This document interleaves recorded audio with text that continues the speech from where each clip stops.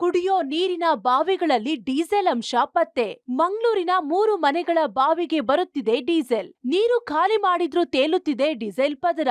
ಬೇಸಿಗೆ ಬಂತಂದ್ರೆ ಸಾಕು, ಕರಾವಳಿಯ ಹಲವೆಡೆ ಕುಡಿಯುವ ನೀರಿಗಾಗಿ ಹಾಹಾಕಾರ ಶುರುವಾಗುತ್ತೆ. ಬಾವಿಗಳಲ್ಲಿ ನೀರು ಬತ್ತಿ ಹೋಗಿ ಜನ ಕಂಗಾಲಾಗೋದು ಸಾಮಾನ್ಯ. ಆದ್ರೆ ಮಂಗಳೂರಿನ ಕಾವೂರಿನ ಈ 3 ಮನೆಗಳಲ್ಲಿ ಕತೆ ಉಲ್ಟಾ ಆಗಿದೆ. ಹೌದು, ನೀರಿನ ಬಾವಿಗಳಲ್ಲಿ ನೀರು ಬತ್ತುತ್ತಿಲ್ಲ, ಬದಲಾಗಿ ಅಪ್ಪಟ ಡೀಸೆಲ್ ಉಕ್ಕಿ ಬರ್ತಿದೆ. ಕಳೆದ 2022ರಲ್ಲಿ ಕೊರೆದ ಈ ಬಾವಿಗಳಲ್ಲಿ ಇದುವರೆಗೂ ಯಾವುದೇ ಸಮಸ್ಯೆ ಇರಲಿಲ್ಲ. ಆದರೆ ಕಳೆದ ಹಲವು ದಿನಗಳಿಂದ ಬಾವಿ ನೀರಿನ ಮೇಲ್ಭಾಗದಲ್ಲಿ ಡೀಸೆಲ್ನ ದಪ್ಪನೆಯ ಪದರ ತೇಲುತ್ತಿರೋದು ಕಂಡುಬಂದಿದೆ.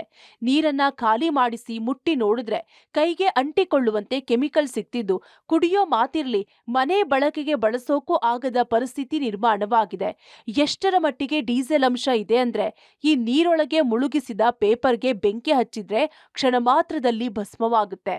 ಮನೆ ಮಾಲೀಕ ಸದಾಶಿವ ಎಂಬುವವರು ಇದನ್ನ ಕಂಡು ಬೆಚ್ಚಿ ಬಿದ್ದಿದ್ದಾರೆ.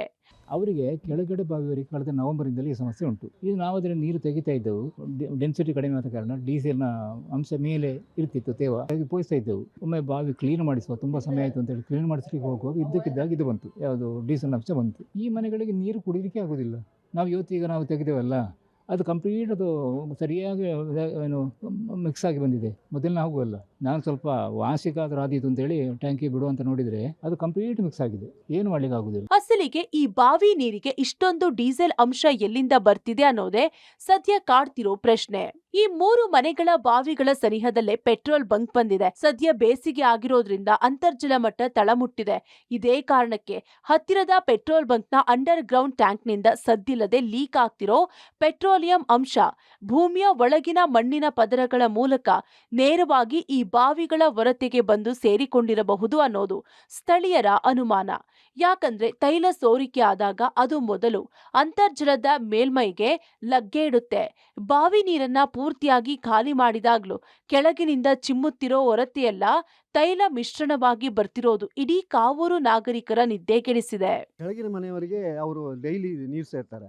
ಆವಾಗ ಅವರಿಗೆ ಗೊತ್ತಾಗಿದೆ. ಅಲ್ಲಿಂದ ಅವರು 2-3 ಸಲ ಬಾವಿ ಖಾಲಿ ಮಾಡಿದ್ರೆ ತಿರುಗಿ ಅದೇ ರೀತಿ ಬರ್ತಾ ಇದೆ. ಈಗ ನಾವು ಅದನ್ನು ಉಪಯೋಗ ಮಾಡ್ಲಿಕ್ಕೆ ಆಗ್ತಾ ಇಲ್ಲ. ನಮಗೆ ಈಗ ನೀರಿದ್ದು ತುಂಬಾ ತಾಪತ್ರೆ ಇದೆ. ಈಗ ಕಾರ್ಪೊರೇಷನ್ ವಾಟರ್ ಕೂಡ 2-3 ದಿನ ಬರ್ತಾ ಇಲ್ಲ. ನಾವು ಟ್ಯಾಂಕರ್ ಹಾಕಿಸ್ತಾ ಇದ್ದೇವೆ. ಎಷ್ಟು ದಿವಸ ಟ್ಯಾಂಕರ್, ಒಂದೊಂದು ಟ್ಯಾಂಕರ್ ಎಷ್ಟು ವ್ಯಾಲ್ಯೂ ತಗೊಳ್ತಾರೆ, ಎಷ್ಟು ದಿವಸ, ಇದಕ್ಕೆ ಪರಿಹಾರ ಏನಂತ ನಾವು ನಿಮ್ಮ ಹತ್ರ ಎಲ್ಲ ಕೇಳ್ತಾ ಇದ್ದೇವೆ ಜನಪ್ರತಿನಿಧಿಗಳು. ಹೆಲ್ತ್ ಡೇ ಅದು ಅನ್ಫಿಟ್ ಅಂತ ಇದೆ ಅಷ್ಟೇ ಫಾರ್ ಡ್ರಿಂಕಿಂಗ್. ಅಧಿಕಾರಿ ಅಂದರೆ ನಾವು ನಮ್ಮ MLA ಸಾಹೇಬರಿಗೆ, MP ಸಾಹೇಬರಿಗೆಲ್ಲ ದೂರು ಕೊಟ್ಟಿದ್ದೇವೆ. ಆ ಕಡೆಯಿಂದ ಏನು ನಮಗೆ ಪರಿಹಾರ ಏನು ಸಿಗ್ತಾ ಇಲ್ಲ. ಆದ್ರೆ ಪೆಟ್ರೋಲ್ ಬಂಕ್ನವರು ನಮ್ಮ ಬಂಕ್ನಲ್ಲಿ ಯಾವುದೇ ವ್ಯತ್ಯಾಸವಾಗಿಲ್ಲ ಎಂದು ನುಣುಚಿಕೊಳ್ತಿದ್ದಾರೆ.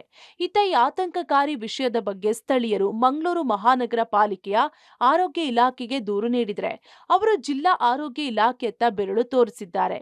DHO ಕಚೇರಿಯಿಂದ ಬಂದ ಸಿಬ್ಬಂದಿ ನೀರಿನ ಸ್ಯಾಂಪಲ್ ಕೊಂಡೊಯ್ದಿದ್ದು ವರದಿ ಬಂದ ಮೇಲೆ ಕಾರ್ಪೊರೇಷನ್ಗೆ ಕೊಡ್ತೀವಿ ಅಂತ ಹಾರಿಕೆ ಉತ್ತರ ನೀಡಿದ್ದಾರೆ.